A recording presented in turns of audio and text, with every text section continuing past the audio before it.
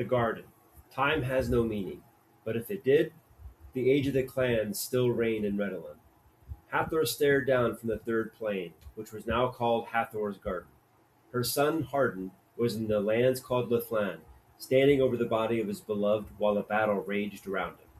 Something pulled at Hathor, and she turned to see new spirits appearing in the distance, at the edge of the field that led to the garden.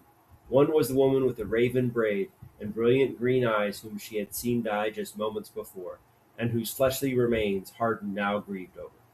Hathor held out a hand to the woman. Morrigan walked closer to Hathor but did not take the offered hand. Instead, she passed her and walked through the garden to the river of time. Hathor followed her and felt others gather near, drawn by the power that Morrigan exuded. Below, the battle was drawing to a close. Most of the mortals had scattered, so Hardin had a clear shot at the man who had led the army against Morrigan and her people. A man who Hathor had no name for in this life, but like Morrigan, his essence was a powerful one. "Who is he?" Averna, Hathor's daughter, asked quietly.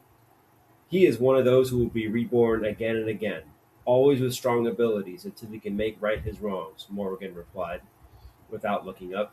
"Just as I will be reborn again and again in times when men need courage." She turned to meet their gazes. "In times of war." Seeing that he had lost the altercation, the man whom Morrigan had called Samus shifted, his body seeming to melt and then reform. A great horned owl appeared where Samus had been and launched itself into the air.